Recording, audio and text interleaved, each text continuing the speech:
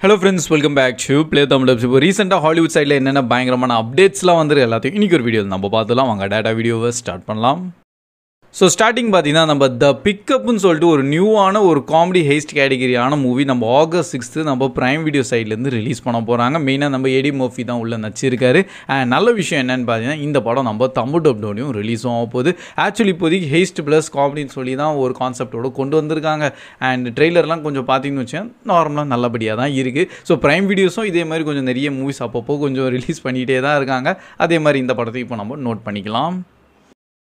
And next நம்ம VR லாயர்ஸ்ன்னு சொல்லிட்டு இன்னொரு ரொமான்ஸ் ப்ளஸ் கொஞ்சம் சைக்கலாஜிக்கல் கேட்டகிரியான ஒரு சீரீஸ் ஆட்டோமேன்னு சொல்லியிருக்காங்க. அப்கமிங் நம்ம June 18 நம்ம ப்ரைம் வீடியோ சைட்லேருந்து ரிலீஸ் பண்ண போகிறாங்க. Total 8 episodes. அண்ட் நல்ல விஷயம்னா நம்ம இப்போ தமிழ் டப்டோட வரப்போதான்.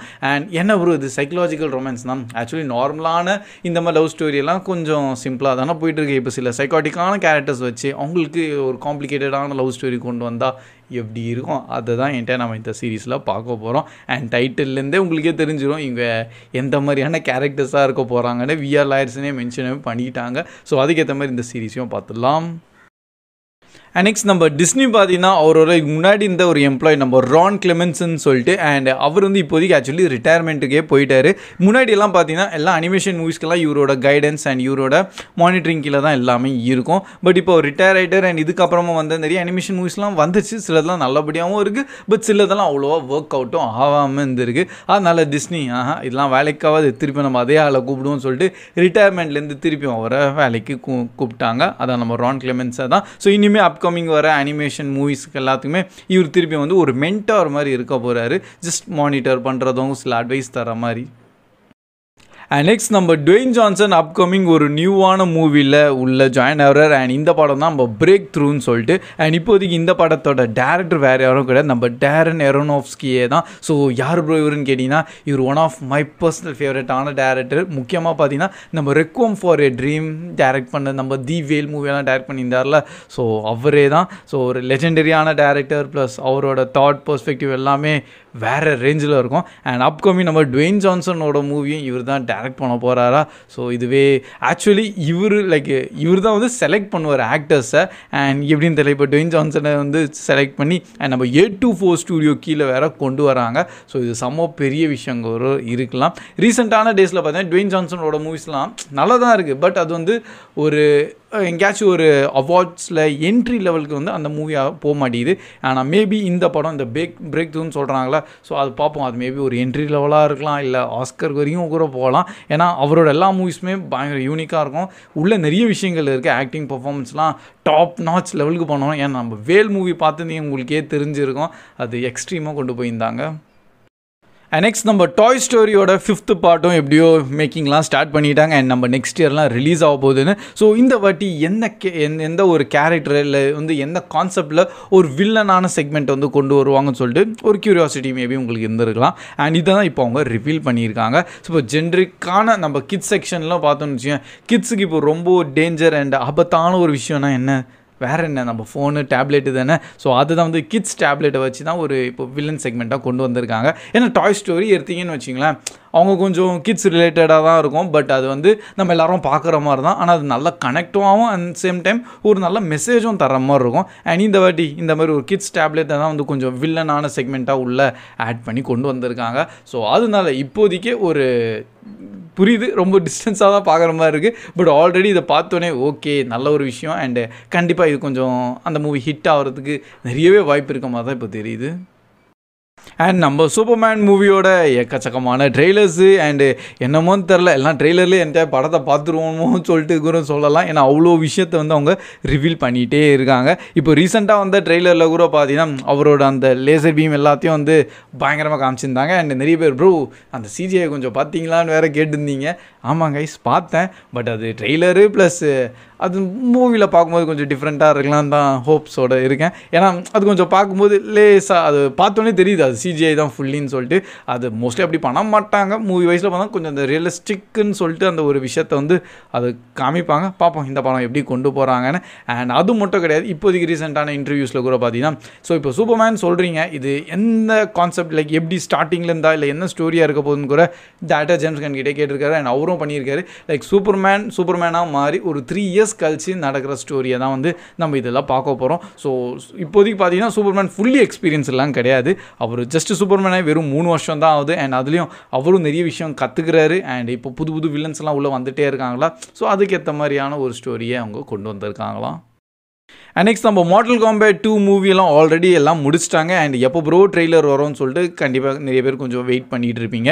ஏன்னா அப்கமிங் சூன் வேறு மென்ஷன் பண்ணி தான் மேக்ஸிமம் ஜூலை மந்த் ஸ்டார்டிங்லலாம் நம்ம ட்ரெய்லரை எதிர்பார்க்கலாமா. அண்ட் அது மட்டும் கிடையாது, நம்ம மார்ட்டல் காம்பேட் 2 மூவியை வந்து ஒரு சின்ன டெஸ்ட் ஸ்க்ரீனிங் ஆட்டும் ஒரு இடத்துல பண்ணியிருக்காங்க. நல்லாவே பாசிட்டிவான ரெஸ்பான்ஸ் வந்திருக்குன்னு வேறு அவங்களே ஸ்பெசிஃபிக்காக மென்ஷன் பண்ணியிருக்காங்க. ஸோ சொல்ல முடியாது அதில் எவ்வளோ அவங்க உண்மைங்களாம் உள்ள ஆட் பண்ணியிருக்காங்கன்னு. ஏன்னா ரீசெண்டான டேஸில் பார்த்தீங்கன்னா இந்த மாதிரி டெஸ்ட் ஸ்க்ரீனிங் சொல்லிட்டு வேணுங்க அது பாசிட்டிவ் நெகட்டிவ் எல்லாம் இஷ்டத்துக்கு அவங்க பாட்டுன்னு போட்டுடுறாங்க.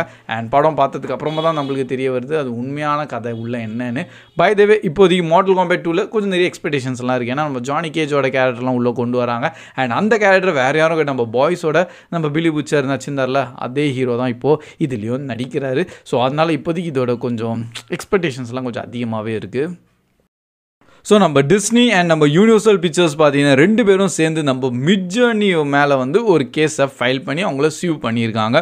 அண்டு என்ன ப்ரோ இதுன்னு கேட்டிங்கன்னா ஆக்சுவலி மிட்ஜர்னி வந்து ஒரு நல்ல ஒரு ஏஐ பிளாட்ஃபார்மு. ஸோ அதில் வந்து நம்ம நல்ல ஒரு இமேஜஸ்லாம் வந்து உள்ளே க்ரியேட் பண்ணலாம். ஃபுல்லாக ஏஐ ஜென்ரேட்டட் தான், பட் நல்ல ரியலிஸ்டிக்காக இருக்கும். நம்ம என்ன கமாண்ட் ப்ரோம்லாம் தரோமோ அது எல்லாத்தையும் அதுக்கேற்ற மாதிரி அது நல்ல ரியலிஸ்டிக்கான இமேஜஸ்லாம் தருதுன்னு. பை த வே இப்போ ஏன் அவங்க சீவ் பண்ணியிருக்காங்கன்னா இவங்களோட டிஸ்னிக்கும் தனியாக வந்து காப்பிரைட்டட் ப்ரொடெக்டடான மெட்டீரியல்ஸ்லாம் இருக்கும்ல யூனிவர்சல் பிக்சர்ஸ்க்கும். ஸோ இது எல்லாத்தையும் வந்து அது பாட்டுன்னு இஷ்டத்துக்கு ஃப்ரீயாக யூஸ் பண்ணிகிட்டு இருக்குன்னு சொல்லிட்டு தான் இந்த ஒரு கேஸ் அவங்க ஃபைல் பண்ணியிருக்காங்க. ஸோ பார்ப்போம் இதில் என்ன நடக்குதுன்னு. இதுக்கு மேபி அதில் அவங்க ஜெயிச்சிட்டாங்கன்னா மிட் ஜர்னி வந்து என்கிட்ட கொஞ்சம் அமௌண்ட் பே பண்ணுற மாதிரி இருக்கும். அண்டு ஃபைன் அமௌண்ட் மாதிரியே தான், பட் அதுவே நிறைய மில்லியன் கணக்கில் இருக்கும். அண்ட் அது மட்டும் இல்லாமல் இதுக்கப்புறம் நம்ம மிட் ஜர்னியோ இல்லை வேறு ஏதோ ஏஐ பிளாட்ஃபார்மில் நம்ம பாடி இஷ்டத்துக்கு சில கேரக்டர்ஸ்லாம் போட்டு நம்ம இமேஜ் ஜென்ரேட் பண்ணுவோம்ல அதெல்லாம் பண்ண முடியாத மாதிரி நிறைய ரெஸ்ட்ரிக்ஷன்ஸோடு கொண்டு வந்துருவாங்க. ஸோ இப்போ டிஸ்னி எடுத்தாலே வச்சுக்கலாம். ஏன்னா மார்வல் அவங்க கீழே தான் வருது. ஸோ பேசிக் லைக் ஒரு அயன் மேனுன்னு சொல்லிட்டு நம்ம பாட்டுன்னு டைப் பண்ணுவோம், அது பாட்டுன்னு இமேஜ்லாம் ஜென்ரேட் பண்ணிடும் ஏஐ. பட் இதுக்கப்புறமா இந்த மாதிரி விஷயங்கள்லாம் கொஞ்சம் ரெஸ்ட்ரிக்ட் பண்ணிட்டாங்கன்னா அதெல்லாம் பண்ண முடியாத மாதிரி ஆயிரும்.